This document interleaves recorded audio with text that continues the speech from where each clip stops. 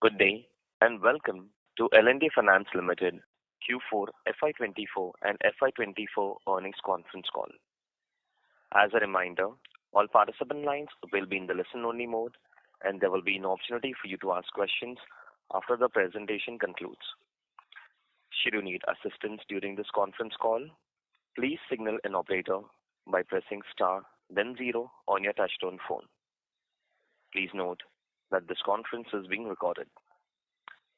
We have with us today Mr. Sudipta Roy, Managing Director and CEO, Mr. Sachin Joshi, CFO, and Mr. Achu Dorti, COO, and other members of the senior management team. Before we proceed, as a standard disclaimer, no unpublished price-sensitive information will be shared during the conference call. Only publicly available documents will be referred to for discussion in the call.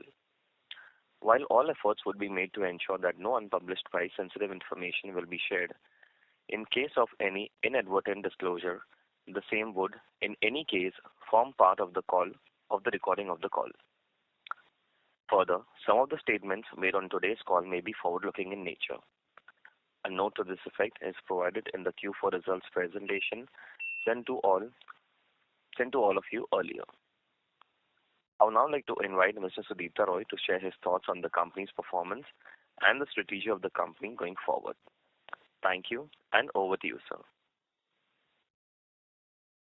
Thank you.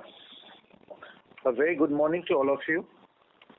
I welcome you all to the investor call for Q4 FY24 and the close of the financial year 2024. With me on the call are our CFO, Mr. Sachin Joshi, Chief Operating Officer, Mr. Raju Dorti, and the senior management team of L&T Finance. Today's call is again divided into two sections, taken up sequentially by myself and our CFO, Mr. Sachin Joshi, who will be talking about the overall business metrics and the financial performance at length. Post our opening commentary, we'll be happy to take questions on the call. I'd like to start the call by sharing our satisfaction not only with the quarter's performance, but also with the annual performance, wherein we have registered the highest ever yearly PAT of rupees 2,320 crores, a growth of 43% year-on-year. Moreover, we maintained a strong trajectory in our quarter four disbursements, ending with an overall disbursement growth of 33% year-on-year and 4% sequentially over the Q3 festive quarter. Last quarter, I had emphasized about making our retail growth trajectory sustainable and predictable. In view of that, we would like to conclude that our quarter four retail growth performance has been extremely encouraging. Having met the Lakshya 2026 goals at a retail level in Q3 FY24, we are now reorienting ourselves for convergence at a consolidated level by FY26, as detailed in the last quarter. Accordingly, the new Lakshya targets for Lakshya 2026 are as follows. Retailization at 95%, against which we are at 94% in Q4 FY24. Retail book growth to be maintained at greater than 25% CAGR. In Q4 FY24, the growth stood at 31% year-on-year. While we have improved portfolio quality by sustaining retail GS3 and NS3 levels within the threshold levels, we have now tasked ourselves to converge console GS3 and NS3 below 3% and 1% respectively. The corresponding numbers stood at 3.15% and 0.79% at the end of FY24. On the ROA front, we are moving from tracking retail ROA to console ROA in the range of 2.8 to 3% as per our original Lakshya 2026 targets. Our consolidated quarter 4 FY24 ROA stood at 2.19%, and our annual FY24 ROA stood at 2.32% after an additional prudential provision about which I will talk in detail subsequently. It is important to note that before the prudential provisions, our unadjusted ROA for Q4 FY24 stood at 2.63% and for FY24 stood at 2.43%. I'd like to draw your attention to slide number 6 of the investor presentation, where this has been delineated in detail. I would now like to quickly run you through the key highlights of our performance in Q4 FY24 and for the full year FY24. Highest ever annual PAT of rupees 2,320 crores in FY24, a growth of 43% year-on-year. The unadjusted figure before the additional provincial provision stands at rupees 2,432 crore, a growth of 50% year-on-year. Highest ever annual retail disbursements of rupees 54,267 crore, a growth of 29% year-on-year. Highest ever quarterly retail disbursements of rupees 15,044 crores, a growth of 33% year-on-year. Well-tuned acquisition engines ensured that the Q4 disbursements exceeded that of the festive Q3 quarter. Retail book crossed the 80,000 crore milestone. It is currently at 80,037 crores, up 30% year-on-year. As shared in the last two quarterly updates, the five-pillar strategy continues to be central to the roadmap to the future. The organization continues to granularly execute the five-pillar strategy, details of which are available from slide number 11 of the investor presentation. Sustained focus towards improvement in credit parameters across businesses ensured consolidated GS3 and NS3 coming down by 159 basis points to 3.15% and by 72 basis points to 0.79% respectively at the end of FY24. The provision coverage ratio currently stands at a comfortable 76%, up from 69% during the same period last year. The company continues to focus on strengthening IT and information security infrastructure, risk management and business controls, while building a strong compliance culture supported by a robust governance framework. I'd like to give you some flavor on the macroeconomic scenario and prospects of monsoons before proceeding on the five pillars of our execution strategy. As far as the global economy is concerned, growth forecasts for 2024 have been raised in recent months by multilateral organizations and rating agencies during Q4FY24. It will, however, have to be seen how the troika of global indicators, which are the US Treasury yield, the dollar index and the Brent crude, which are now hovering at nearly 6 months high levels, and the geopolitical tensions in the Middle East evolve during the course of the year. The country's GDP growth rate for FY25 is projected to remain strong at 6.8%, aided by continued strength in domestic demand. Production indicators, especially in the non-agriculture sectors, posted a strong growth during Q4 FY24, led by the strongest manufacturing output in nearly 3.5 years. However, pockets of concern remain around the unevenness in consumption and in recovery during Q4 FY24. As far as premium consumption demand in the economy is concerned, it continued to remain strong in Q4, but demand for goods and services of mass consumption remains subdued. On the inflation front, retail inflation dropped from 6.42% in Q2 to 5.01% in Q4 on the back of a significant drop in core inflation aided by a tighter monetary policy. However, food inflation continues to remain sticky and will have to be monitored.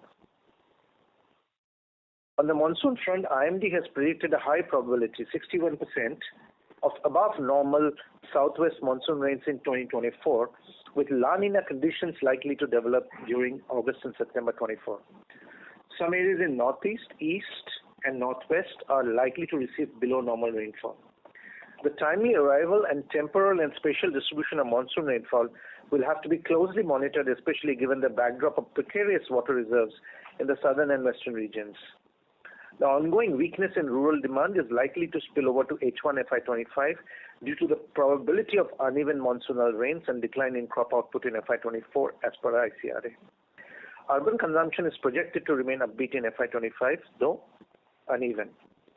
To conclude, a few challenges still persist in the NBFC sector in FY25, namely access to funding at competitive rates, tight liquidity conditions, and the higher for longer global policy rate regime and elevated competitive pressure, especially from other competitors in the market. We will continue to keep a close watch on emerging scenarios across products and customer segments to shape our policies and chart out the future course of action accordingly. As I mentioned earlier, I would now like to dive deeper into what we call the five pillars of execution, which will help us in creating a sustainable and predictable retail franchise. First is customer acquisition. As I mentioned in the last call, we have started executing on deepening the customer acquisition funnel both horizontally, which means greater geographical coverage, as well as vertically, which means greater counter share at dealer points. For instance, the number of new villages or the zero disbursement villages activated for the rural group loans in MFI stood at 21,524 in Q4FY24, which is a sequential increase of 66%. Similarly, our two-wheeler distribution points increased to 10,711 points from 9,501 in Q3FY24, which is a 13% increase. This granular distribution surface area increase has actually enabled us to maintain the two-wheeler disbursement momentum in Q4 FY24 as against the peak festive quarter in Q3. We have given out details for all relevant lines of business in slide number 12 and 13 of the investor presentation. Sharpening credit underwriting. Building the next generation credit underwriting models has been one of the most important focus areas for L&T Finance. The work on the next generation digital credit engine has progressed at a satisfactory pace, and we expect the beta version to be deployed in production towards the latter part of Q1 FY25. This in-house proprietary risk engine would underwrite customers on a multidimensional axis while ingesting bureau, account aggregator, and alternate trust signals at scale using ML-based ensemble scorecards built after extensive analysis and overlay of historical credit performance data on all axes. The initial backtesting of credit performance data and on the efficacy of the models has been extremely encouraging. We are confident that this engine would significantly add to the underwriting depth of L&T Finance and help create a deeper moat in our fulcrum businesses. Futuristic digital architecture. We are committed to becoming one of the preeminent technology-driven lenders in the country. Our technology efforts are divided on 4 quadrants, namely designing superior customer experience, digital process engineering, augmenting IT infrastructure, and strengthening information security. In the last quarter, we improved on the digital journeys of our personal loans, home loans, and two-wheeler businesses. We migrated our SME business to Salesforce from a legacy platform, and our Break app, our in-house collections application, went live this quarter. We have started working on a revamped customer portal and the next generation of our Planet app, which has now crossed 9 million downloads. Brand visibility. The objective of investment brand visibility augmentation is to capitalize on an already strong recall of the mother brand Larsen & Toubro and build customer mindshare for L&T Finance in our operating lines of business. We are hopeful that the increased brand awareness will lead to L&T Finance's products finding its way into the customer's consideration set and result in higher sales and customer retention. In the last quarter, we have invested in building visibility around high-traffic customer points like airports and in-flight advertising on the urban side and wall paintings and melas on the rural side. During the quarter, we also have launched our Sonic identity for better subliminal brand association and recall. Those on the call would recall that the holding tune that you heard is our new Sonic identity that we have launched recently.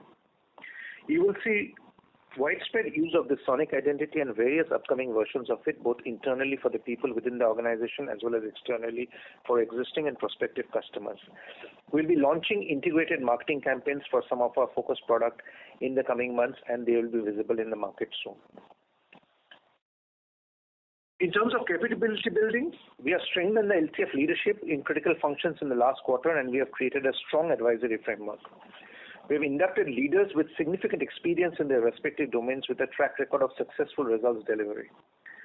To sharpen the focus of the organization on technology and data-driven business delivery with a sharper consumer recall, we created and filled the positions of Chief Digital Officer, Chief AI and Data Officer, and Chief Marketing Officer with senior veterans.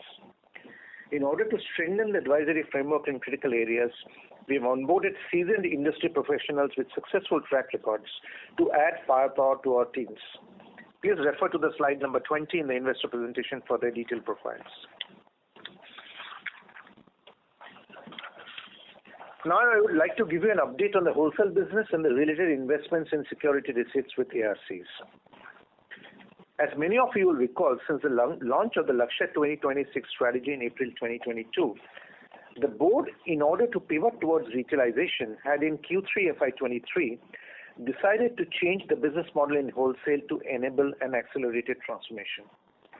The wholesale assets were reclassified from amortized cost to fair value to profit and loss. In line with this, a fair valuation of the wholesale assets was conducted by an independent valuer. Given a shift to the accelerated sell-down of the wholesale book, it was envisaged that certain illiquidity discounts were to be given to potential buyers during the sell-down process. To give effect to this, the wholesale book was fair valued down by rupees 2,687 crores in Q3 FY23.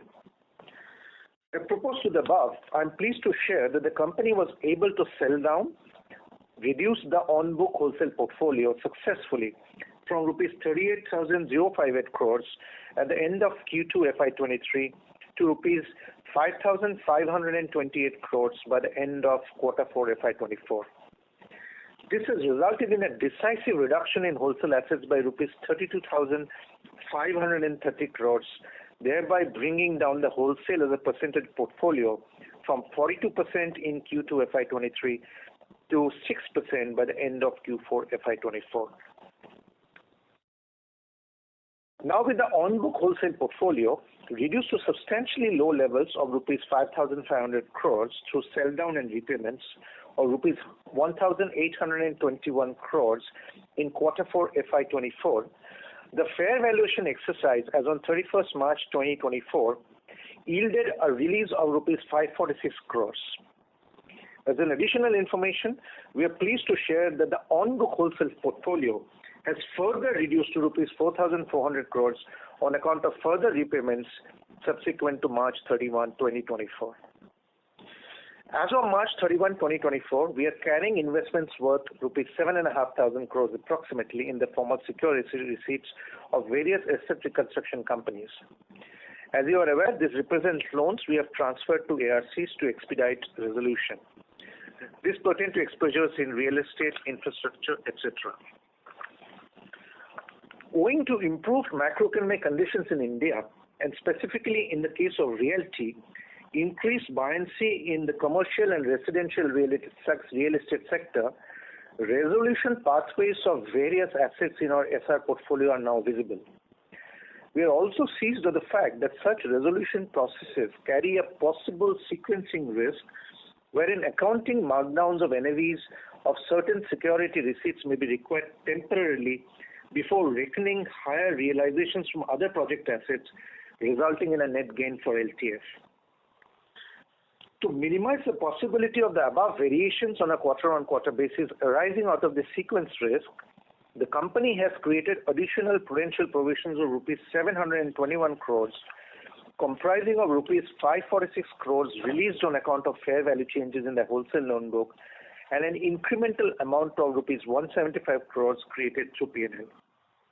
This additional provision of rupees 21 crore would take the overall PCR on the net EAD value of the SR portfolio sold to ARCs to 55% post this exercise. The provisions created during the quarter of rupees 721 crore constitute approximately 10% of the net carrying value at fair value of the SR portfolio investments in the books of account as of March 31, 2024, of rupees 7,500 crores before taking this provision. We are confident that LTF over the next few years would eventually collect a surplus over and above the net SR carrying value in the books today. With the wholesale book coming down to a negligible level of 6%, the management would now focus on growing the retail book as well as engage with the ARCs for expeditious resolution of the SR book. Thus, we are confident of replicating the success of reduction in our wholesale book to our SR portfolio without any further markdowns. In fact, our team is hopeful of achieving a surplus in this regard. Finally, I would like to talk about ESG at L&T Finance. The company has worked extensively in this area over the last few years. During FY24, our ESG ratings saw an improvement from BBB to A from MCSI and moved on from the previously B management category to an A- leadership category with CDP. We hope to continuously improve our performance in this domain as a responsible corporate citizen. Now I hand over to Mr. Sachin Joshi, who will take you through the financial updates for the quarter. Thank you, Sudipta. As always, let me walk you through the financial performance of the company for the quarter and year gone by. Consolidated NIM plus P remains strong at 11.25%, owing to change in the portfolio mix to retail and weighted average cost remaining stable on a sequential basis on account of astute liability management. We have had highest ever quarterly retail disbursements of 15,044 crores, which were up 33% year on year, and this was achieved in a non-festive quarter. Retail book crossed 80,000 crores milestone, up 31% YOY, buoyed by the increased demand for both rural and urban segments alike. Our consolidated PAT at 554 crores was up 11% YOY. Consolidated return on assets was at 2.19%, up 29 bips YOY. And finally, consolidated ROE at 9.53%, up 16 basis points YOY. As far as annual performance is concerned, consolidated PAT stood at 2,320 crores, up 43% year on year. Consolidated NIM plus P remained strong at 10.67%. We have again had highest ever annual retail disbursements totaling to 54,267 crores. This was up 29% year on year. Consolidated return on assets at 2.32%, up 79 basis points year on year, and consolidated ROE at 10.35%, up 256 basis points year on year. Now talking about retail businesses, first let me start with rural business finance. The business registered highest ever quarterly disbursements of 5,768 crores. This was up 31% year on year, along with the highest ever annual disbursements, which stood at 21,500 crores approximately, up 27% year on year. The rural business finance book crossed 24,000 crore milestone in this quarter. We also achieved the highest ever monthly disbursement of 2,124 crores in the month of March 24, with 33% business volumes coming from L&T Finance exclusive customers. The growth in this business was aided by a strong focus on strengthening customer retention, coupled with a renewed focus on new customer acquisition. In case of Pharma Finance, disbursement stood at 1,530 crores in Q4 FY24. This led to a book size reaching 13,892 crores, reflecting a growth rate of 8% year on year. A strong business momentum was maintained in this segment during the year, despite a degrowth witnessed in the industry. As far as urban finance is concerned, this segment, which comprises of two-wheeler, personal loan, home loans, loan against property businesses, saw a 32% year-on-year jump in overall quarterly disbursements and a 22% year-on-year jump in overall annual disbursements. As a result, the overall book size increased from 27,841 crores in Q4 FY23 to 36,089 crores in Q4 FY24. This translated into a growth of 30% year-on-year. Let me now take you through individual businesses. The first is two-wheeler business. Two-wheeler business registered disbursements of 2,502 crores in the quarter, which is almost equal to disbursements made in a festive quarter. So previous quarter we had done disbursements of 2,540 crores. The disbursements were up 45% from 1,727 crores in the same quarter last year. The growth for the segment was additionally driven by geographic penetration, maintaining a strong focus on customer value proposition and building preferred dealer/OEM relationships to grow the market share. The book size crossed 11,000 crore milestone. We actually closed at 11,205 crores, which was increase of 25% YOY. Additionally, the focus remained on continuously increasing the prime as well as EV segment, owing to deepening and new tie-ups with leading industry players. Talking about personal loans, this business witnessed disbursements of rupees 968 crores. In Q4 FY23, the corresponding number was 1,322 crores. The book size as of at the end of this quarter stood at 6,440 crores, an increase of 18% YOY. Growth was a bit calibrated in this business, driven by a well thought out strategy of revamping policies as well as risk guardrails. Moving on to retail housing. it achieved the highest ever quarterly disbursements at rupees 2,513 crores, which was up 70% year on year. Last year, previous quarter, in fact, we were just below 2,000 crores. The book size crossed 18,000 crore milestone, an increase of 38% year on year.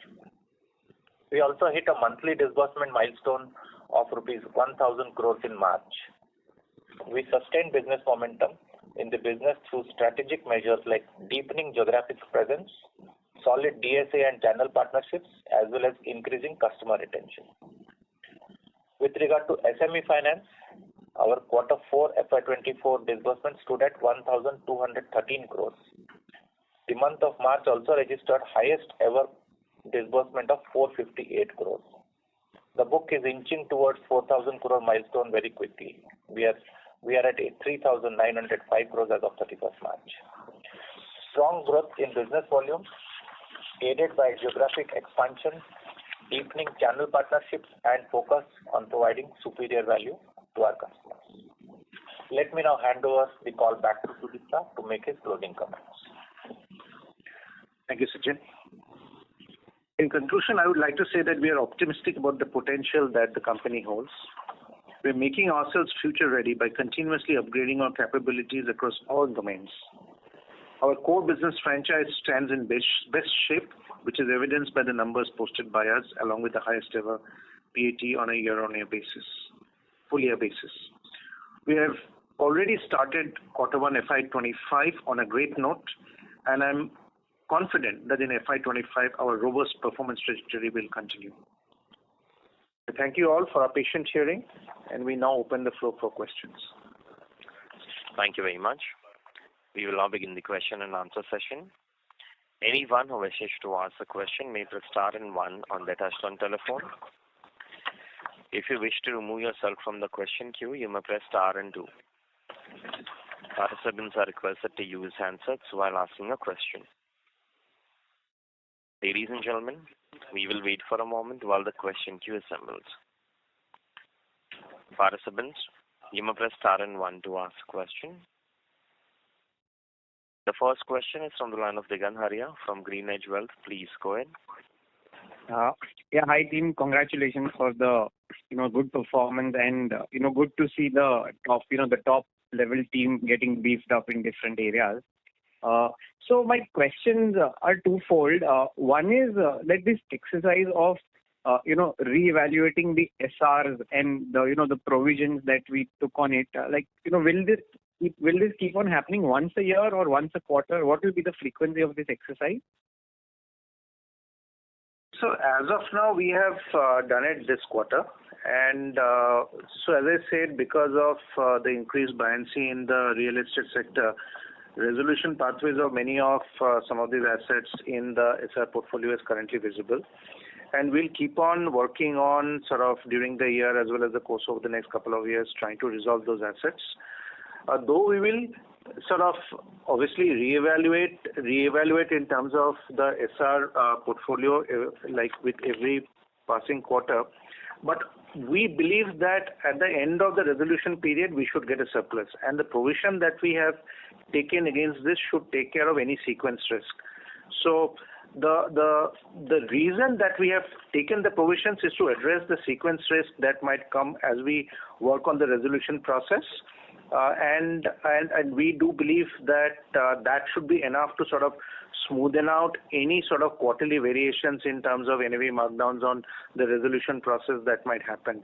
One asset might get resolved this quarter, giving us slightly lower resolution, but the next asset that might get resolved the next quarter might give a higher resolution, resulting to overall surplus gain. So this process will continue, but what we are very, very confident about is that the provision that we have taken as of the exercise at this quarter is sufficient enough as far as the information available with us at this point in time to sort of smoothen out any sequence risk and protect the P&L from any variations that might rise on a quarter-on-quarter basis. All right. Thanks for this answer. My second question is on the credit cost that in FY24 we ended up with roughly 2,000 crores of credit cost on the retail portfolio. So you mentioned a few headwinds in terms of monsoons, which could probably be uneven. Then the consumption patterns, which are uneven. And for us at L&T Finance, we are more indexed to that part of the consumption, which is slightly more impacted. So do you see credit costs inching up for FY25? Maybe we were at an average of 2.5 to 3% credit cost for the last year. Will that go up? And another reason is that microfinance had 2 great years, and probably the normalization of credit cost in that business should also happen. So any guidance here would be really appreciated. Yeah, so Digant, I would urge the wider investor community to look at between slide 15 to 17. So 2 things. First and foremost thing, we have said as part of our 5-pillar strategy, our second pillar is improving our credit administration framework, and as you have said that we are building a new generation credit engine, which probably will sharpen our credit underwriting capacity. So that's the first thing. The second thing is that our credit costs have been, our credit metrics have been pretty stable, and we are, especially on the urban side, especially in the high velocity businesses like two-wheelers, we're actually working on improving our credit metrics, which is balancing the portfolio with a right and optimum mix of new to credit customers as well as prime customers. If you see in slide 16 of our investor presentation, we have given the premium share of our two-wheeler originations have gone up by almost 9 percentage points this quarter, from 41% to 50%.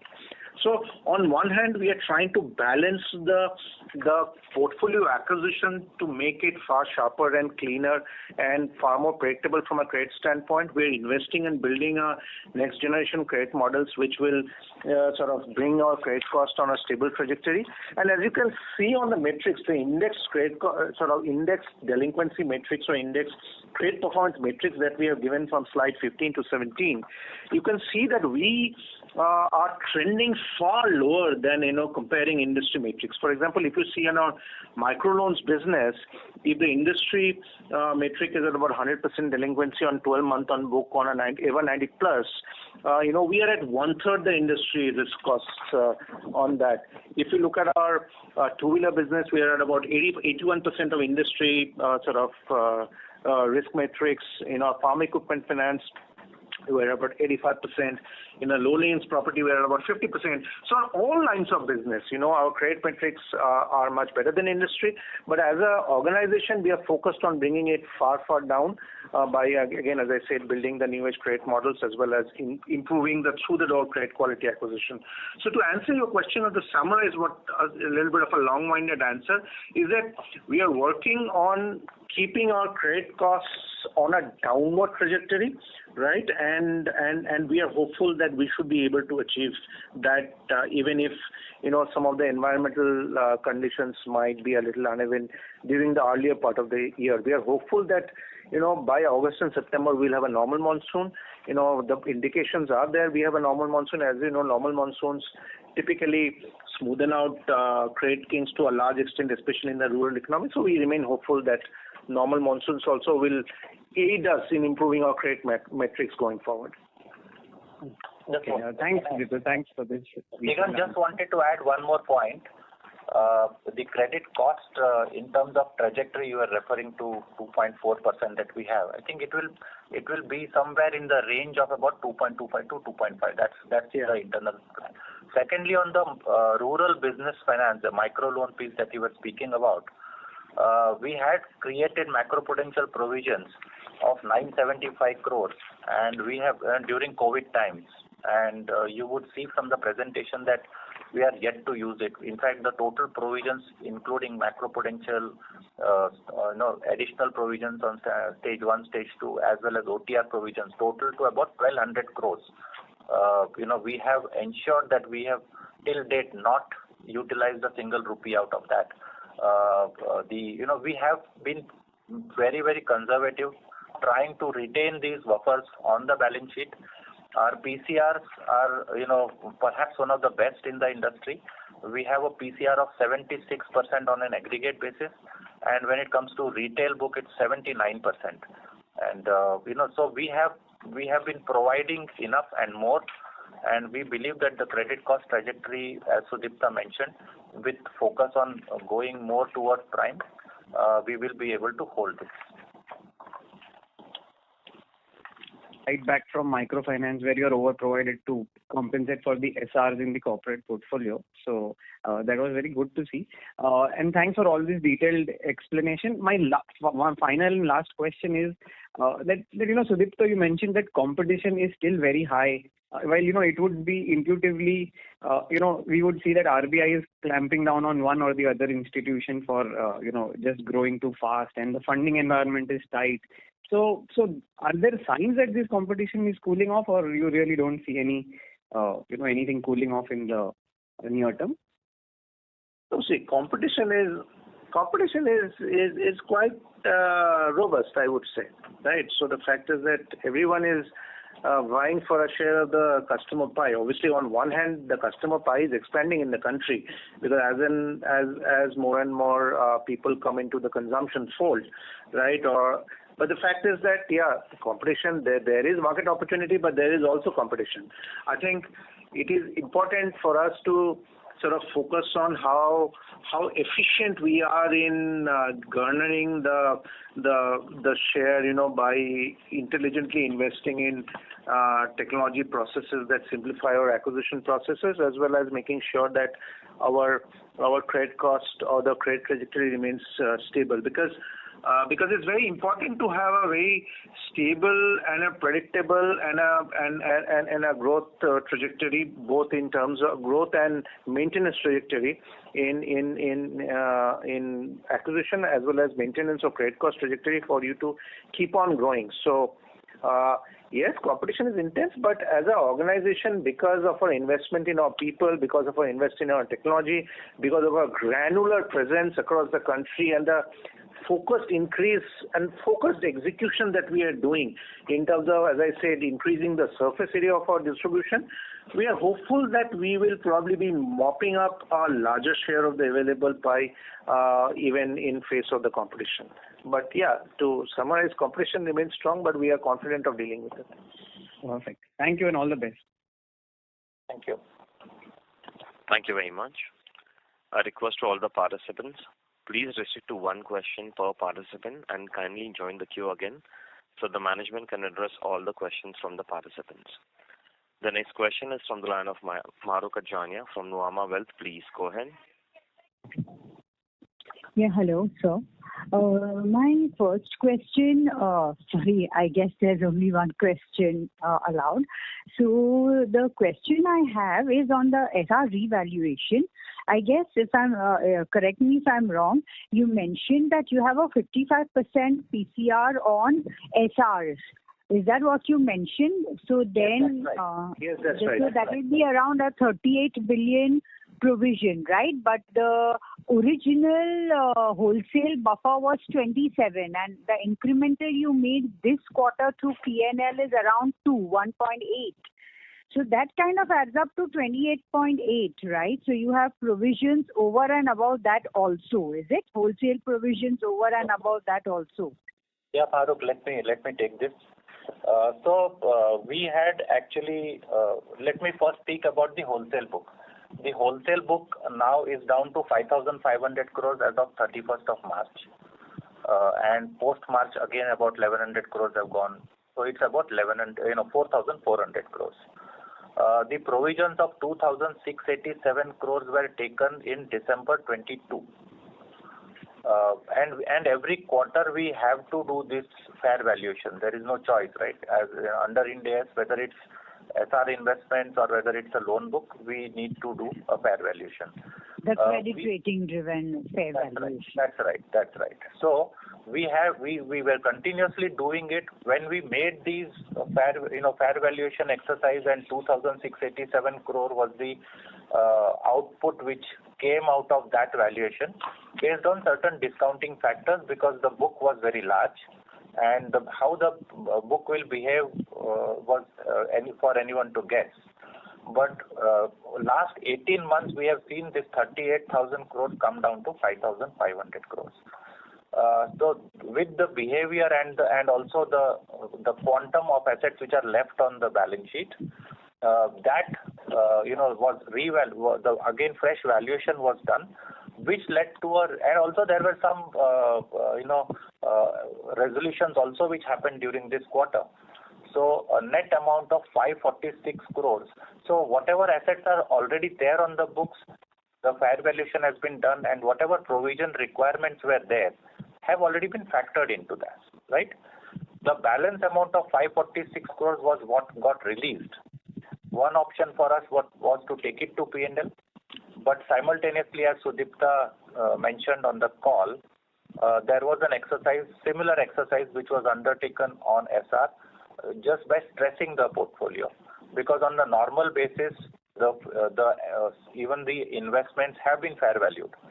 As he explained on the call, it was only the sequencing risk which was looked into just as at the time of stressing the SR investment portfolio, and that gave a requirement of 721 crores. Now, 721 crores was to be provided, and there was a 546 crore release which came from the loan book. The difference of 175 crores was the impact which we took on the P&L. So that's how the 721 crores has been accounted for. To your question on the assets which are on the balance sheet right now, the loan assets, they are fairly provided, and we believe that there is not going to be a single rupee requirement even if we want to liquidate those, because these are standard assets which are giving us a reasonable yield.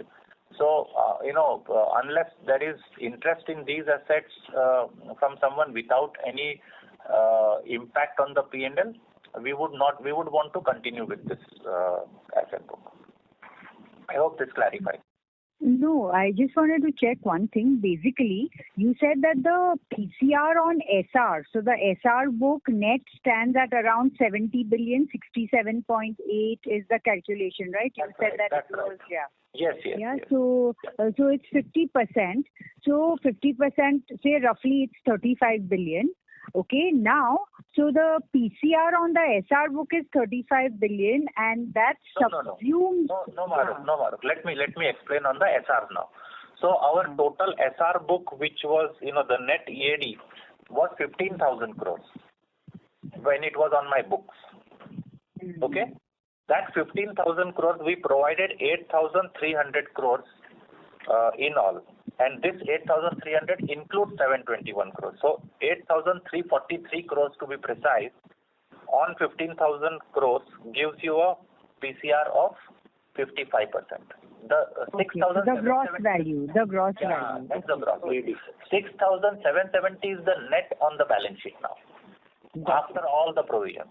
So the provisions that we have made is 8,300 crores. Okay, and that subsumes the 2,700 crore provision on the wholesale book, right? The 2,700 was taken on the loan book, which was on the balance sheet. Okay? There were few assets where the provisions were taken, and few of them moved to the ARC. So yes, there could be part of 2,700 crores which would have been absorbed by these assets as well. Got it. Thanks a lot. Thank you. Thank you. Next question is from the line of Alok Srivastava from UBS. Please go ahead. Yeah, hi. So Sudipta, I have one question. Alok, may I request you to speak a little louder, please? Yeah, hi. Can you hear me better now? Yes. Yeah. So, Sudipta, I have a question on the customer acquisition number that you have given, the 6.8 lakh that we have done during the quarter. So, how does it, divide between rural and urban? And within urban, what is driving this acquisition? Is it coming from aggregators or two-wheeler? Where most of the acquisition is coming from?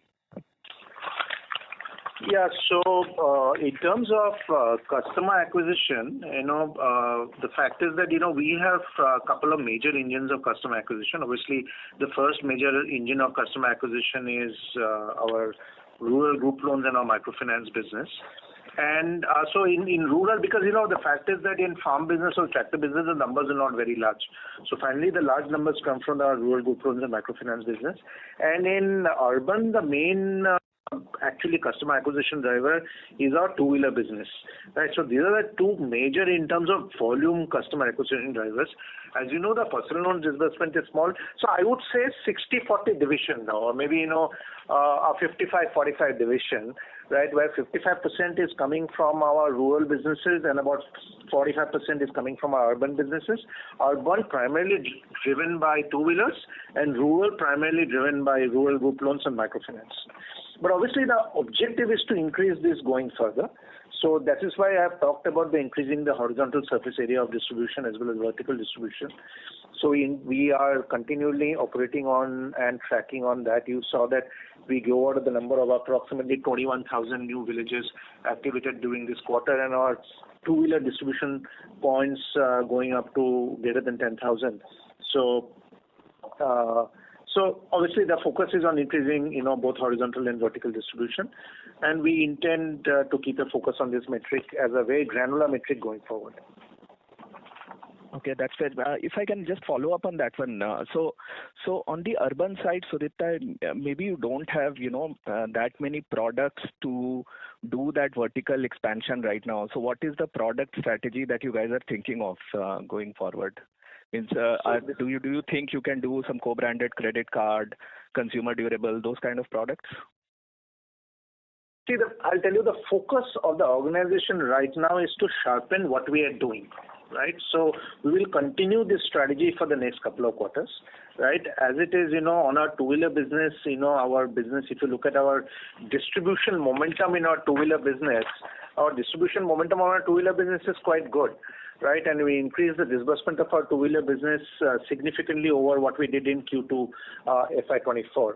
And our Q4 disbursements of two-wheelers actually has been almost equal to our festive quarter disbursements. So as of now, for the next quarters, we'll focus on sharpening our existing line of business and building scale in our existing line of business.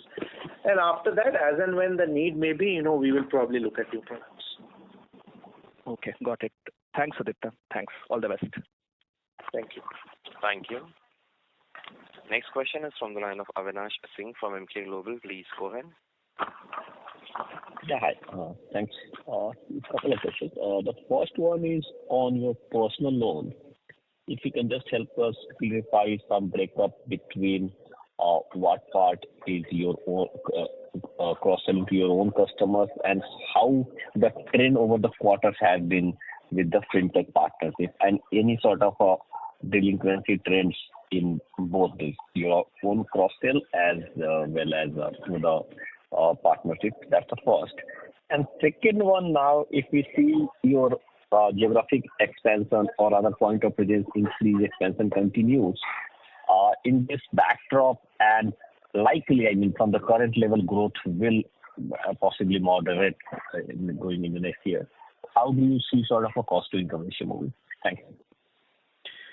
Yeah, so if I were to draw your attention to the slide 13 of our investor deck, where we have given our personal loans to existing customer number, and you can see that in Q2 FY24 we are about 47%, which have actually pushed to 60% in Q4 FY24. So to answer your question, 60% of our personal loans disbursement to our own existing customers, and the remaining is from channel originated due to originated customer, which is either through e-aggregators or, we have just started our DSA distribution model as well in personal loans in the last quarter.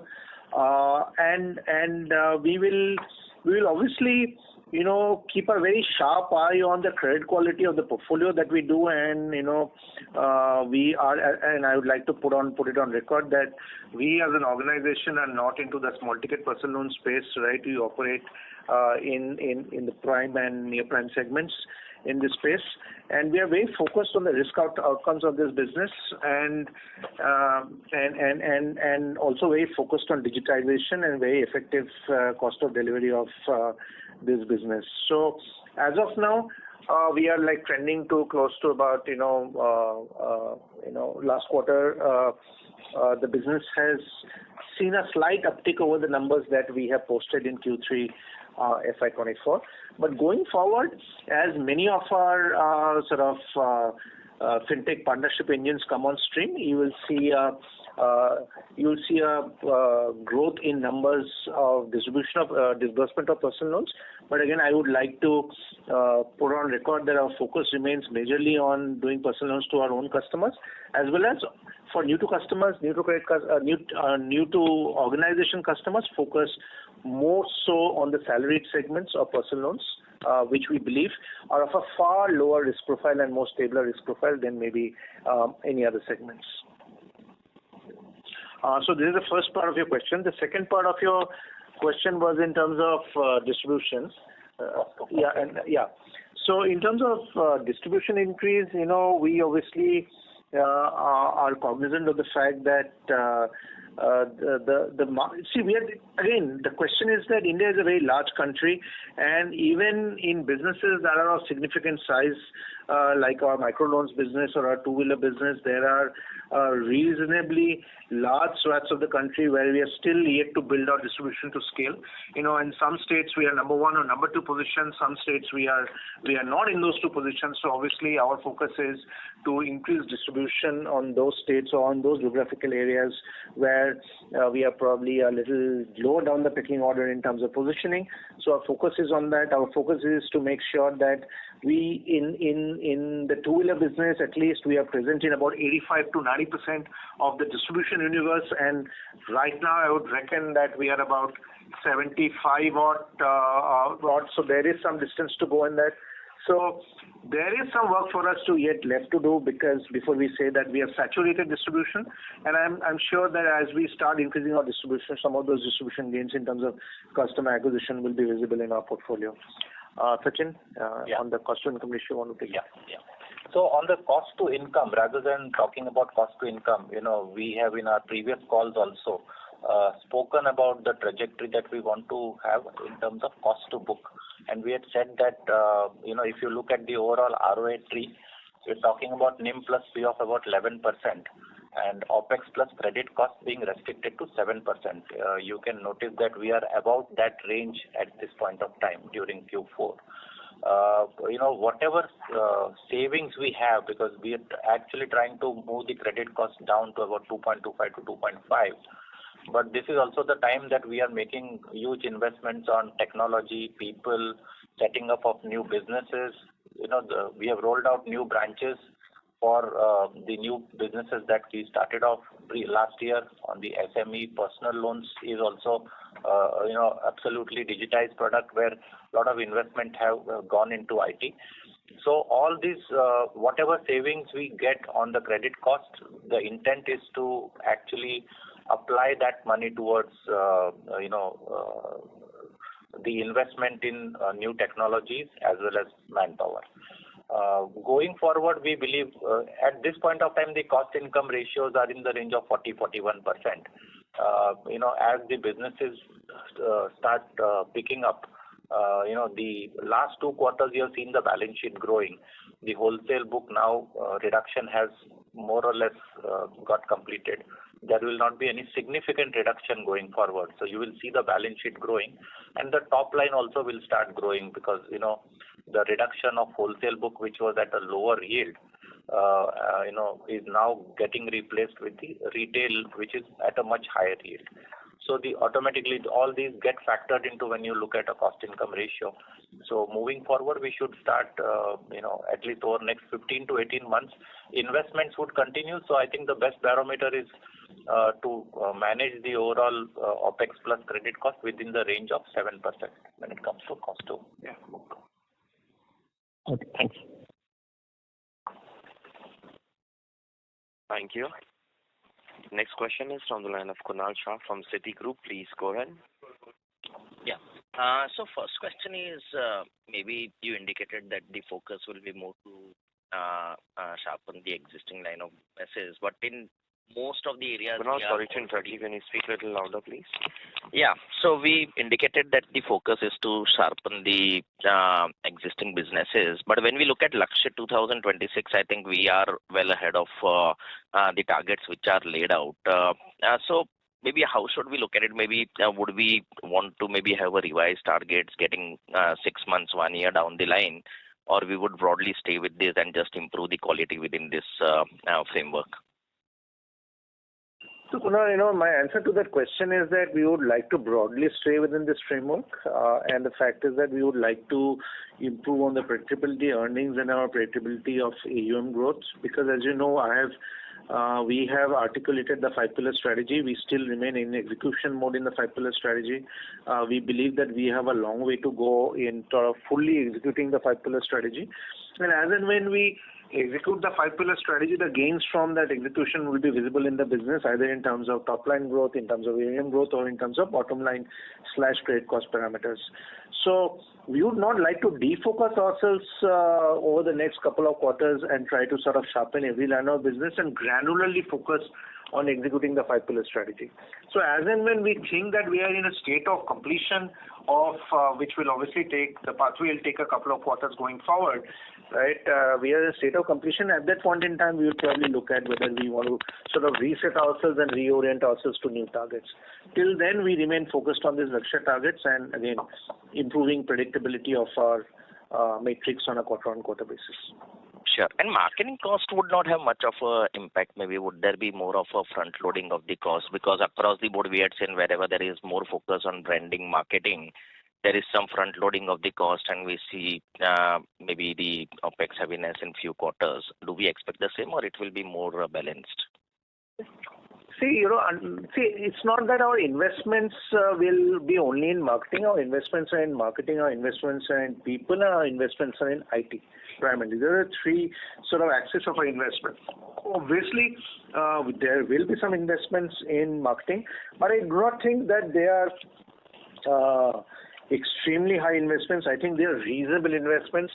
What we have factored in, we, for example, just finished our overall brand research for the entire organization, where we have granular details as to which areas we need to invest in order to improve the recall of L&T Finance brand. And as I said previously in the call that, over the next couple of months, you will see more presence of L&T Finance product focused advertising in the market. So yes, there will be some investment in marketing, but I would say, our investments in marketing, people, technology, etc., are equally paced. And as Sachin said, we have said that, OPEX plus credit cost from our, we would try to sort of guide towards a 7% range. And that is where we will try to focus on meeting that particular number. We do believe that our investments in marketing as well as building brand recall to make L&T Finance a preferred choice set in the mind of the customer will have to be sustained for a couple of quarters, post which we will look at sort of tempering that down and bringing it to far more normal levels. Okay, great. And just one clarification, this entire SR valuation exercise, that was more internal, independent, rather than anything coming in from the ARC valuation?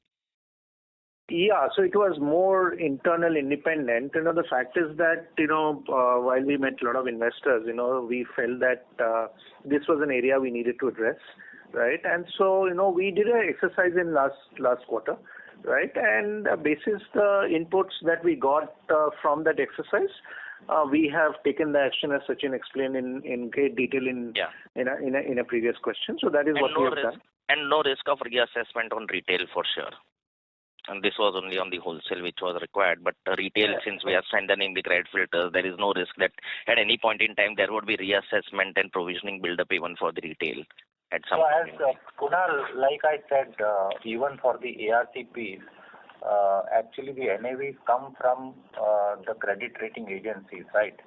So what we did was we have actually taken this at a portfolio level. So 721 crores has been taken at a portfolio level and not at the asset level, because asset level already is based on the NAV. So I can't take anything more than that. They are already fair valued. This is keeping in mind the future, that if there are any kind of variation or volatility as the SR start getting resolved, this is going to take care of that, and hence it was taken at a portfolio level. And on the retail side, I already spoke about the kind of PCRs we are maintaining across the board, as well as the macroprudential provision of 1200. I think we are right now sufficiently and heavily provided for the. Yeah, and Kunal, I'd like to add to that. If, for example, from slide, and one of the reasons is from slide 15 to 17, we have taken extra care to sort of point out our credit metrics vis-a-vis industry, and this is given. This has been given specifically to give comfort, to our investor community, saying that our portfolio metrics, right, are very robust at this particular point in time. If you look at especially the our rural group loans, and the fact is that this is like TransUnion CIBIL data, right? So if you look at our rural group loans and our microfinance, our sort of delinquency levels on an apple-to-apple basis are one-third that of industry, right? If you look at our two-wheeler finance, we are at about 80% of industry.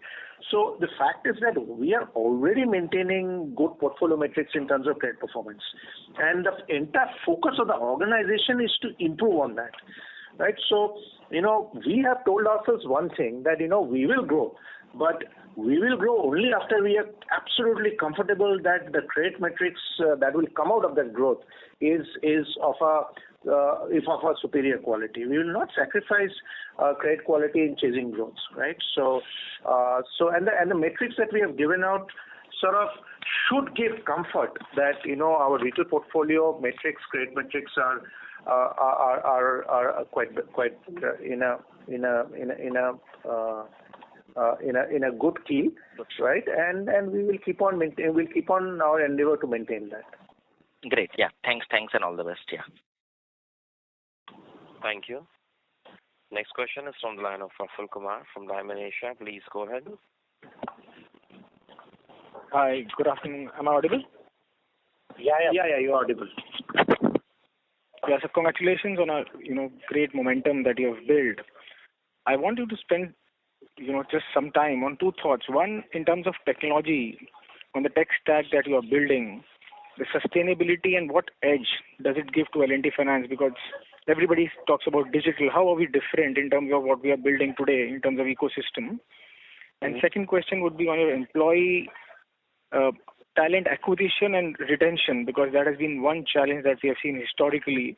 If you can address these two questions, what changes have you brought in the last 3-4 quarters, and how it makes you a different underwriting tech stack and gives you a lever to grow sustainably higher than the system? Yeah, thank you for the question. I think it's a very relevant question. So on the tech stack, as you see, if you look at, as I said in my call, 3 axes on which we are sort of building. Right, first and foremost thing is that obviously, building the front end in a way that the UI UX, we invest on the UI UX and we make sure that customers have a world-class UI UX when they come in, and the friction points, or what I call the choke points, are eliminated surgically.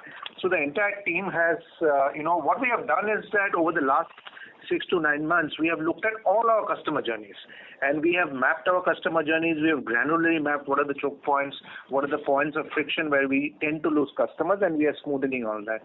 Our new personal loans journey has gone live, and our new home loan journey will also go live in the next couple of weeks.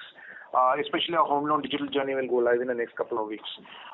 In terms of, and the focus is not only on, two-wheeler. We already had an excellent journey. We are on two-wheeler. We are working on improving the journey. So as you see, on all our lines of business, the focus is in maintaining sure that the user experience for the customer who is coming digitally, as well as the user experience for our field sales force, who is bringing in that application digitally, both are improved. For example, you can see that we have launched our new in-house collections app, which is called a Break app, which is completely built in-house, and which is of a new generation and gives our collections team a great amount of flexibility. So that is sort of talking about the acquisition engines. In terms of sharpening credit underwriting, we have given the detail in slide 14. But what we are trying to do is that we are trying to stitch together a next generation integrated underwriting platform, which includes not only bureau inputs but include the account aggregator inputs, which is like maturing with every passing month. We ingest alternate data at scale, and by alternate data I mean that various trust signals, which I call trust signals, which have been built by many payments companies who see great volumes of payments data, right? And last but not the least, have micro-geographic inputs, wherein, if a particular overlay, geographical loss rates, historical loss rates in a particular geographical area into the underwriting engine. So what we have been trying to do is that while we stitch together this engine, the underpinning of this engine will be like machine learning based scorecards, which have been built basis past historical data. And frankly, the scorecards have been built and now being integrated into the system. And we are very pleased with the performance of the scorecards and the lift that is giving basis when we backtest that on existing data that is available. So we are hopeful that the beta version will come into production in sometime around the latter part of Q1FY25, and this engine will actually is a omni-product engine wherein it can be used for two-wheeler, it can be used for personal loans, it can be used for tractors. Though the underlying scoring models might be different. That means, I might have a scorecard which is different for personal loans or different for two-wheelers or different for tractors because these are like different products. But the fact is that all these scorecards will go into this one engine, and depending upon the product, the appropriate scorecard will be picked up. And so the data source, for example, when we pull it, will be the same, but the scoring models might be different for each and every line of product. So this is a slightly complicated build and a little bit of heavy lifting that our technology as well as our credit teams are doing, but we are very satisfied with the progress so far. So does that answer your question? Was there a second part of the question? Yes, so now on the employee part, on the employee part as well as on the employee part, obviously financial services has seen higher attrition in all organizations, has seen higher attrition over the last couple of quarters. What we have done is that, especially for some parts of our frontline, we have done some salary corrections and made parity corrections over compared to some of our competitors, which has seen our attrition levels in some of our frontlines come down as high as 30% in a period of 2 to 3 months. So in a way, we remain focused on doing that. But also there are various Salesforce welfare measures that we are keeping on doing through our HR team, which have started doing it very, very granularly.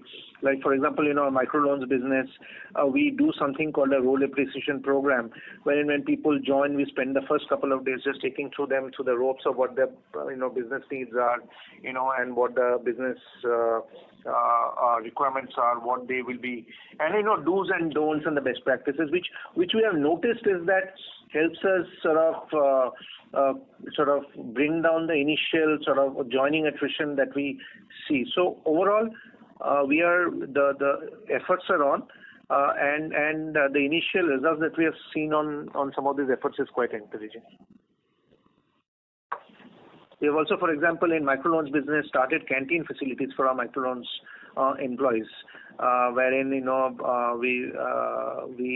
food is provided at the microloans canteens, microloans branches or meeting centers as we call it, to most of the employees who are like coming from outer areas and probably stay in bachelor accommodations. So small initiatives like this, but overall when we add together those micro initiatives, they add up together into a whole and sort of bring down the overall attrition levels, of which the initial trends are very encouraging.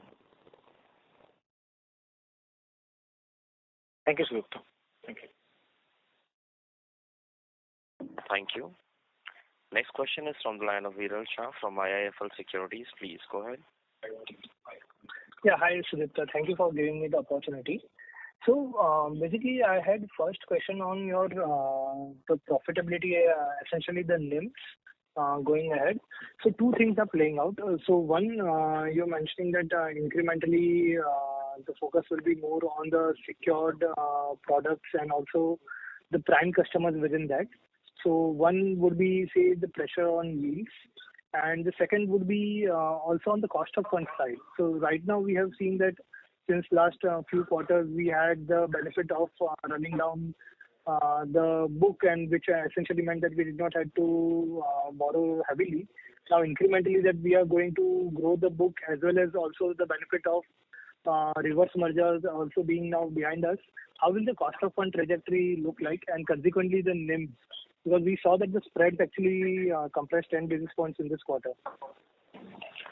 Yeah, so I don't know. I didn't say that we'll be focusing on secured. Secured obviously is a focus for our business. But the fact is that if you see, all our lines of business are doing well, right? And the fact is that high yield lines of our business like microloans, etc., has given has shown a very good growth trajectory. We'll be also growing personal loans, which is of a good yield. So obviously we will have to judiciously balance our secured origination vis-a-vis our unsecured origination, but we'll be mindful that we while during that process we keep a good balance and do not end up sort of disturbing the yield trajectory going forward. So we hope that we'll be able to keep our NIMs and fees between 11% to 11.25% sort of corridor in FY25. Obviously, the cost of funds trajectory is something that is dependent on the market condition, and given the sort of the initial expectations of a easing of the Fed rate is sort of less of a possibility now. A follow-up action by RBI also looks like a less of a possibility going forward. So we are more or less sort of given the certainty that the cost of funds regime that we are in probably will trend towards the majority part of the year, which might see to a 35 to 40 basis points increase in our cost of funds during the course of the year. But maybe Sachin, you would like to add to that? Yeah, I think if you have noticed, this financial year we have kept it in the same corridor. About 34 basis points is the weighted average cost increase from 7.46 to 7.80. I think there is still some of the banks are yet to transfer the 250 basis point repo increase which was done by RBI, because certain loans come up for renewals only after completion of 1 year. So those are the ones which will impact. Secondly, even the capital adequacy requirements for banks have gone up for the NBFC financing. This also may come up for the banks ultimately will have to pass it on. So these are 2-3 things apart from what Sudipta mentioned in terms of what may happen in the markets. RBI has been monitoring the liquidity pretty well. If you look at just last fortnight, we have seen that there was some liquidity which got created and the short-term funds were available. Actually the costs came down. So we will have to be very opportunistic. Our commercial paper exposures are today just 5%. We can, as per the ALM, go up to 15%. We have started seeing balance sheet growth from last quarter.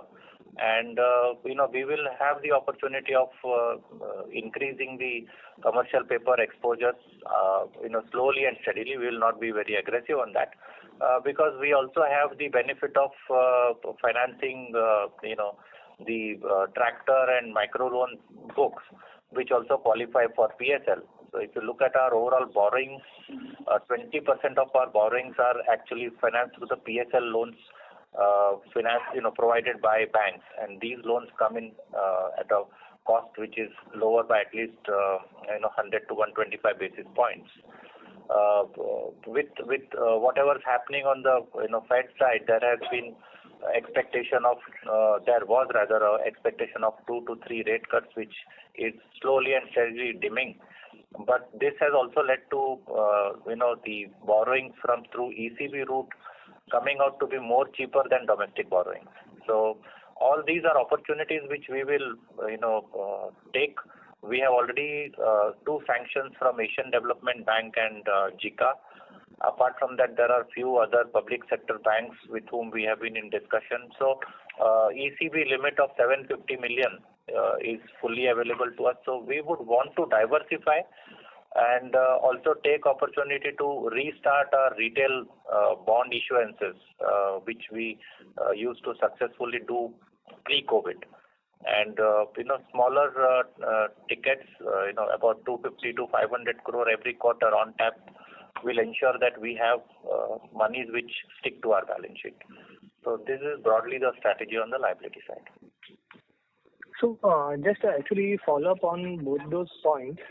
So on first of all, cost of funds, Sachin. So basically, this means that the incremental cost of funds for you, while the back book is at 7.82%, it will be closer to around 8.15, 8.2%. Going ahead for the full year. Yeah. So that is based on the current situation. Naturally, if something dramatic happens, we will have to factor in. But as we speak, this is what our expectation is. Fair enough. And secondly, Sudipta, on your point on the yield, right? So in terms of the balancing of the secured, unsecured, I get it, right? But incrementally, you are saying that we are going to focus A, more on mortgages, B, within PL also the NTB customers more on the salaried side rather than the self-employed side, which is there already on the book on the yield. So how will we be able to expand the yields to offset this increase in cost of funds? See, the fact is that we have to look at risk-adjusted yields. So at the end of the day, because finally it's the risk-adjusted yield that flows into the P&L. So, it's not that we are saying that we will be, focusing only on mortgages. Mortgage is one of our focus products, but the other products will also have equivalent amounts of focus. And what we are saying is that, for example, in two-wheelers, we have seen that we have increased our prime share. But the fact is that we have not dropped our NTC share. Our NTC share still remains at about 40% of our originations, which give us the overall yield. So what we are trying to do is that, making the portfolio balanced in such a way that the portfolio risk metrics become more predictable, and there is a pairing of collections cost as well as the pairing of entire credit costs as well. So though, especially on the prime segment, the yield might drop by a couple of basis points, when we actually administered in the field, but the attendant efficiencies that you can get in collections cost or the attendant efficiencies that you get in terms of the actual credit cost, because which obviously keeps the sort of the risk-adjusted yield overall at an even keel, or probably ends up improving the risk-adjusted yield and makes the portfolio far, far more stable. So we are quite confident that whatever the current sort of NIM trajectory that we have guided for, which is between 11 to 11.25%, we will be able to reasonably track well within that, even though we might sort of marginally tweak the composition of the through the segment acquisition as part of our strategy. Right. And lastly, on that, sorry, Sachin, you were saying something? Just to add, Viral, right now what you see NIM plus fee income, there is a fee component which also gets factored in. So as the disbursements grow, your fee, the normal processing fee as well as fee from the cross-sell also keeps increasing. And these FY24 has been a year where you have seen the wholesale book slowly and steadily coming down every quarter. So next year, that factor also will prevail. That yes, there will be some pressure when we move more towards prime, but it will be full retail portfolio that will be giving me those yields. So some of it will get compensated through the wholesale book coming down to levels of 4,400 crores as we speak, and the 80,000 crores retail balance sheet will actually give me much better yields compared to. One additional point of information I'd like to give is that as an organization, we received an insurance corporate agency license. So previously we could do insurance only at the point of origination. Now we'll be able to do insurance through the life cycle, and we are setting up an insurance team as well. So we are hopeful that also will give us a little more inflow of fees as well. Right, and just one last follow-up on that point only, Sudipta. So on the MFI piece, right, we are seeing that all the MFIs are talking of taking a rate cut. Do we also anticipate that, because there is a clear, I would say, informal mandate from RBI? I don't know about any informal mandates, so I will probably not be able to comment on that on the call. But as of now, our rates, we have been maintaining the same rate for almost close to 5-6 years now. More than that, right? Actually more than that, and we plan to sort of follow the same trajectory as forward. Okay. And what would be the interest rates in the MFI segment right now for us? 24%. 24%. 24% for us. 24%. Yes, that's right. Fair enough. Thank you. Thank you so much, Sudipta and Sachin. All the best. Thank you. Thank you. Thank you. I request to all the participants, please restrict to one question per participant. The next question is from the line of Abhijit Tibrewal from Motilal Oswal. Please go ahead. Yeah, good afternoon. So just two clarifications on things that you've already explained in this call. One is, in terms of SR provisions that you've taken, that you have already explained in far greater detail, but just wanted to know that, from the regulator, there is no nudge at this point in time to increase the provisioning cover on the SRs on the book, right? The NAVs which are given by the rating agencies, okay, are given from the ARCs. It comes through the ARCs. So the valuations are always done basis the NAVs which are being given. And regulators, will be more than happy when we have incremental provisions on the balance sheet. In our case, it was more to do with the fact that the loan assets having come down to such a level, we were very successful in bringing it down within a very limited time frame. So we also thought it was advisable now to start focusing on the SRs and relook at how do we really focus and start bringing around resolution around that. RBI, actually the inspections will keep happening on a yearly basis. So there are always discussions around having macroprudential provisions, having overlays. So that's part of the usual requirement. Got it. Sir, my last question is again on the other two questions here. One is, you talked about this new underwriting engine that you are building. We are comfortably growing in retail at about 30%. Maybe 6 months, 12 months out, when you've kind of rolled out this underwriting engine, would you look to accelerate retail growth is something I wanted to understand. And so lastly, on the dividend, I recall sometime in the first quarter earnings call of FY24, we had shared that till the time we find a better opportunity to deploy the net worth, will be kind of evaluating dividend payouts of up to 50%, which is permissible. So has there been some rethink on that?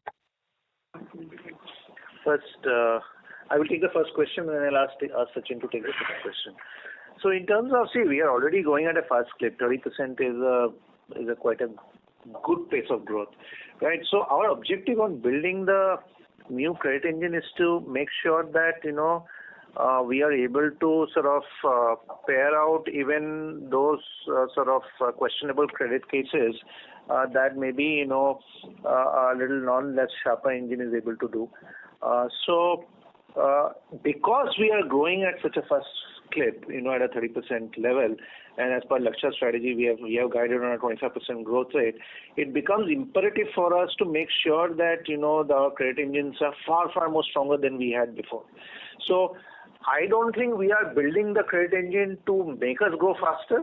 Probably we are already going at quite a fast clip. The reason we are building the credit engine is to make sure that while we are going at that pace, we obviously do not have any unseen surprises like hitting us maybe a couple of quarters down the line, just to make sure that everything is robust and everything is absolutely underwritten in a pristine fashion, so that there are no leakage situations later on. So that is our objective. Now, obviously, as part of this new growth engine, what happens is that what we call in our parlance swap in, swap out set. That means it helps you to swap in a set of customers you might have declined, and it helps you to swap out a set of customers which you might have approved. So the efficiency of increasing the swap in, swap out is also a objective of the new credit engine, and if you are able to do that, it actually improves the credit metrics by an order of magnitude. So that is the focus, right? So the focus is that while we are going at that pace, just to make sure that everything is far more tighter and far more stronger. Yeah, with regard to dividend, as you are aware, last year we had declared and paid 20% dividend.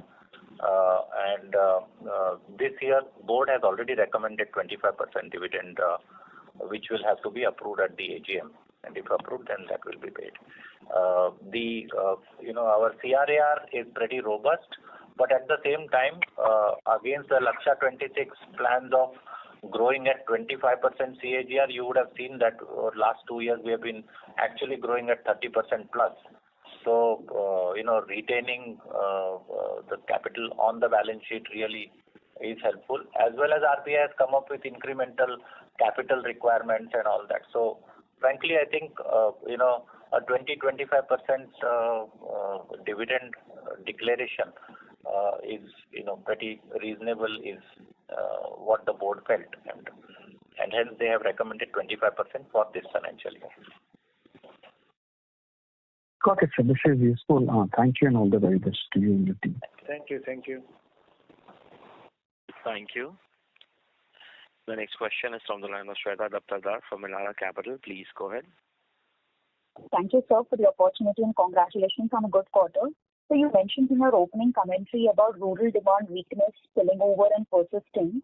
So then how do you perceive the microfinance business as on today? If you can throw contours in terms of ticket size, vintage of the borrower, center meetings versus industry levels.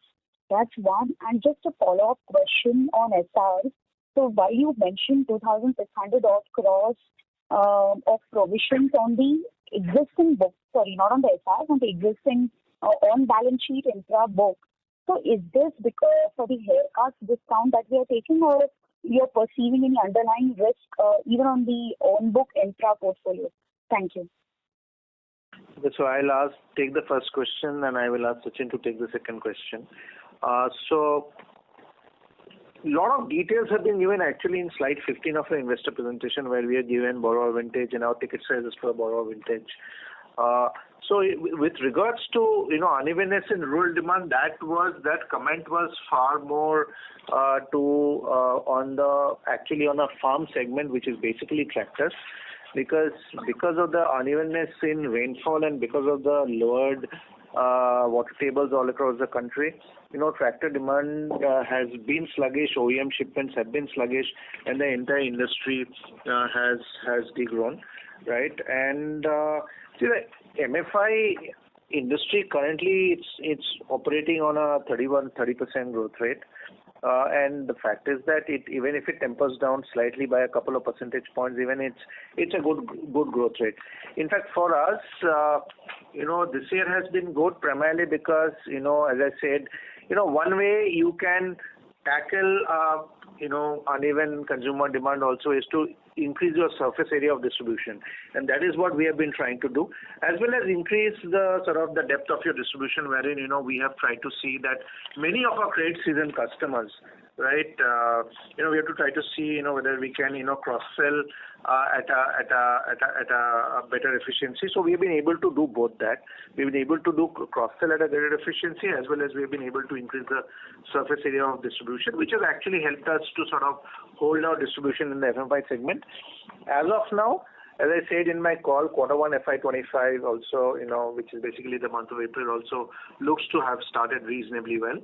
And we are hopeful that as rains come, both the farm business, which is basically primarily the tractor business, the trajectory of that business will improve.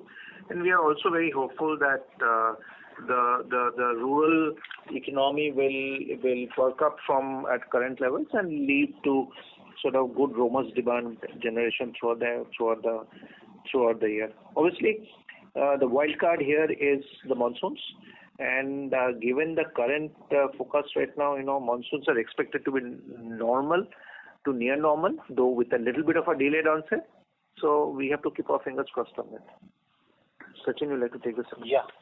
So the provisions that were taken earlier, the 2,687 crores was on the 38,000 crore books, and at that point of time we had communicated that this was more of an illiquidity discount, because the intent was to accelerate the sell down, and if you have to accelerate sell down, of such a large book, then naturally the expectation of the buyers would be that they would get a discount to acquire a asset or a portfolio which is more long term in nature. About the most of these infra and real estate assets were in the range of anywhere between 5 to 10 years, and if we have to sell these within a limited time frame, to take care of these expectations of these investors, or the buyers, we thought it was prudent to get a valuation done wherein the asset by asset, individual asset, the segment to which that asset belonged, the promoter group to which that asset belonged, all these factors were taken into account before the valuer arrived at a value at which it could be sold. Now, naturally, that was only a estimate which was done, and as we started selling them, we realized that there were some assets which got sold at below the NAV, some assets which got sold above the NAV, and some at par. Now, once this exercise was undertaken, on the same lines, the SR investments that we have today are again in the same space. There are various projects which are in different stages of resolution. Some will be in NCLT, some will be trying to resolve with the promoters. So because of this, as Sudipta mentioned, the issue came up of sequencing risk. So which asset will get resolved earlier and which will get resolved later is very difficult to really decide, and hence we thought it would be good to get an assessment done, basis which if there is any risk of having an impact coming to P&L, we should do this stress testing and sort of create a provision at a portfolio level, which helps us in then focusing on the retail side, because this is a quarter-on-quarter feature. The valuations will be done as required by the regulators. So a sort of stress testing resulted in this requirement, which has been factored in the 721 crore provision. And I'd like to add to what Sachin said. The fact is that because of the increased buoyancy in the real estate sector, both in commercial and residential real estate, land values have gone across the country. A project which was started maybe 5 years back, the residential real estate rates have gone in that particular area. And the fact is that now we see that several resolution pathways have suddenly emerged. And we can see that pretty visible to us, and our teams are working on those resolution pathways. So we just wanted to protect our sort of quarter-on-quarter performance from any variations rising out of the sequence risk. And that is why, as a prudential measure, we have taken this 721 crores just to give peace of my mind to sort of against any of the sequencing risk arise. Because what we want to do as an organization is that we want to focus on growing the retail. As you know, our retail engines are firing very well. You have seen that our Q4 disbursements have been better than our Q3 disbursements, which is the festive quarter, which is also a testament to the fact that the retail engines have been fine-tuned. The retail engines have come together as a cohesive whole. We obviously, as a management team, obviously thought that it is important that, we should not get distracted from our growth of our retail engines going forward. And that is why we sort of have created this floating provision pool from the SR assets. As an organization, we believe that at the end of the day, as and when these SR pools go towards resolution, LTFS will actually probably end up gaining a significant surplus over whatever the carrying value or the fair value of those SR assets are. But this resolution process will take anywhere between 4 to 5 years, right? Because they are, real estate assets and they have an execution time frame. In the interim, this 721 crores is just provided to take care of any of the sequencing risk and help us sort of focus on retailizing L&T Finance. We see that we are already at 94% retail. Obviously, we will be moving towards 100% retail, and the transformation agenda should not be distracted at any cost. So that is our core agenda. Thank you, sir, for the elaborate explanation. Congratulations again on the commendable job. Thank you. Thank you. Thank you. Next question is from the line of Nischint Chawate from Kotak Institutional Equities. Please go ahead. Yeah, just one clarification. You have provisions on SR of around 720 odd crores. Your retail ECL on balance sheet of around 3,500 crores.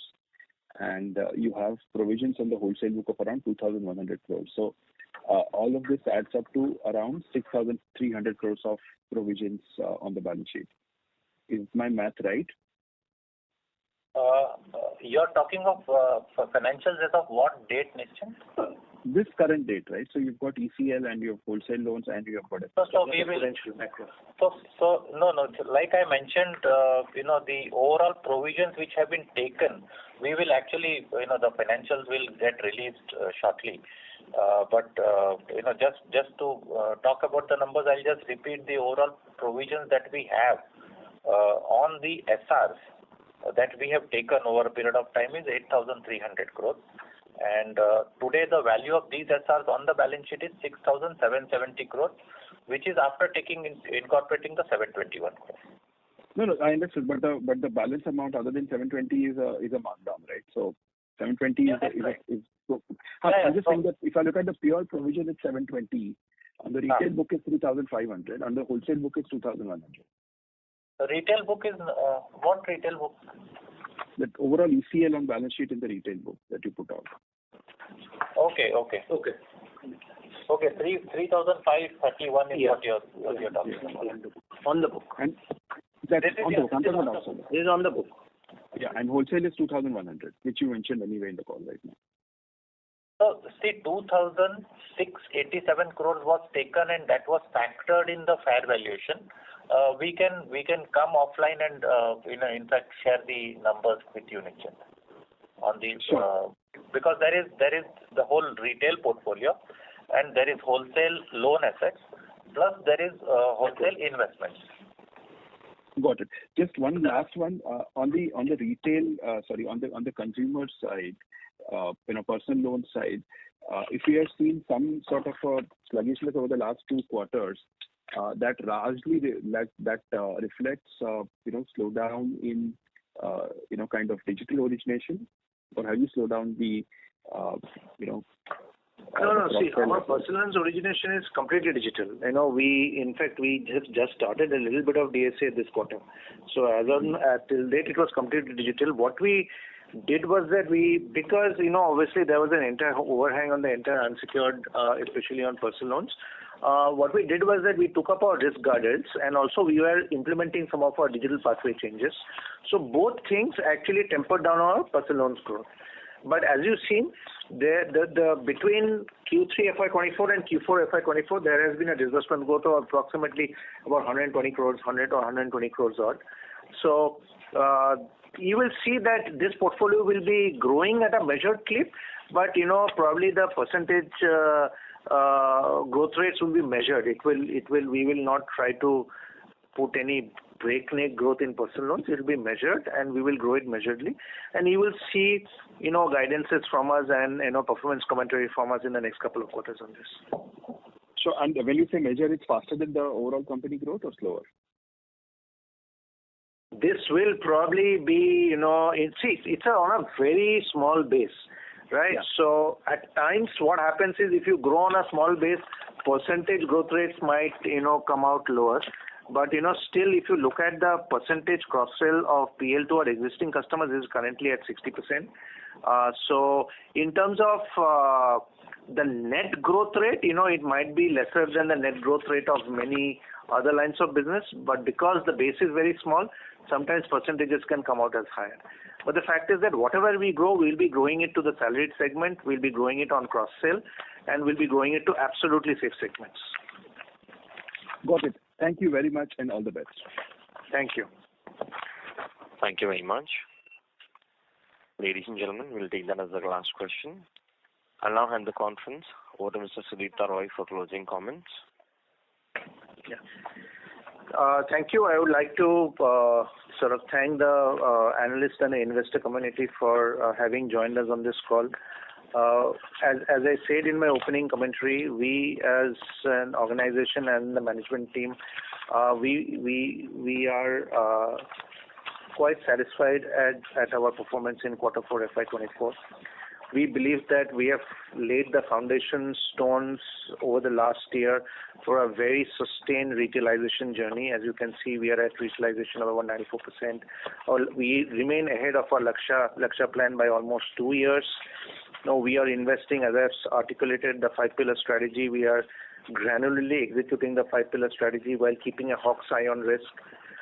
This quarter, obviously, also we wanted to make sure that our investors and we listened to our investors and made sure that we allay the the overhang that we had on the trajectory of our SR books. So we have created a 721 crore floating provision to protect us our quarter-to-quarter performance against variation that might come because of a sequence risk while we resolve those SRs, which I maintain that at the end of the entire SR trajectory, L&T Finance will probably make a surplus on that.